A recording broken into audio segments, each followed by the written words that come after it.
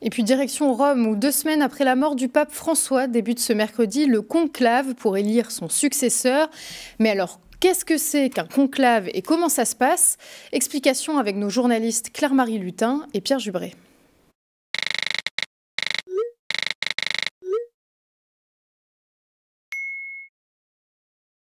Euh, non, mais en vrai, je fais le malin, mais c'est quoi déjà un conclave? En gros, entre 15 et 20 jours après le décès du pape, les cardinaux viennent du monde entier jusqu'au Vatican pour élire le nouveau pape.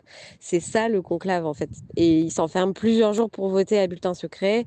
Ils n'ont aucun moyen de communication avec l'extérieur. Ici, la voix. Et du coup, non, pardon, c'est qui les cardinaux du coup?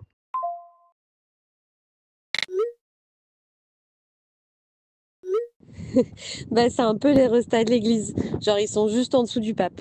Il y en a 252, je crois, dont 5 Français. Et en fait, bah, depuis des centaines d'années, les papes élus étaient cardinaux avant. Bon, et du coup, elle vote comment? C'est Resta de l'église. Alors, il y a seulement la moitié d'entre eux qui votent, parce qu'il faut avoir moins de 80 ans. Et il y a plusieurs tours de scrutin par jour. En gros, il faut au moins 2 tiers des voix pour être élu.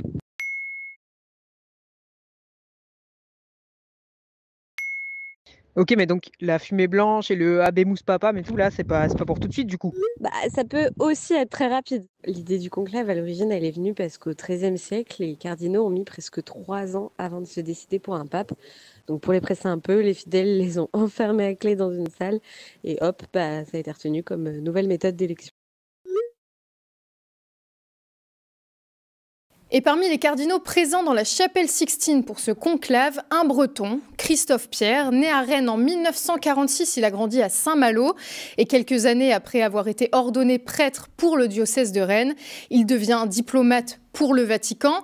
En effet, le pape François le nommera en 2016 au poste le plus prestigieux, celui de nonce apostolique aux États-Unis. Pour autant, ses chances de devenir pape sont assez minces. Pour parler du sujet, nous sommes avec Yvon Tranvouez, spécialiste breton du catholicisme. Bonjour, et est-ce que vous pouvez nous dire aujourd'hui qui fait figure de favori? Oui, bonjour. Écoutez, c'est très difficile de dire qui peut être favori. C'est un conclave très ouvert, bien plus, je crois, que les deux derniers. Euh, le nouveau pape, en fait, ce sera celui qui réussira à faire un compromis très difficile entre, d'une part, les progressistes et les traditionalistes, si vous voulez, entre lesquels le conflit s'est un peu creusé pendant le pontificat de François, entre les différentes cultures qui font le catholicisme, qui est de plus en plus mondial. Mais aussi, il faudra que le nouveau pape réussisse à régler la question des abus, des scandales qui ont secoué l'Église depuis quelques années. Et puis enfin, il faudra assumer l'héritage du pape défunt. Quand bien même le nouveau pape aurait l'intention de changer des choses, il ne peut pas s'opposer frontalement à la ligne antérieure. Donc c'est très compliqué. D'accord, et le dernier conclave, il date de 2013, donc à l'époque, les moyens de communication n'étaient pas tout à fait ceux d'aujourd'hui.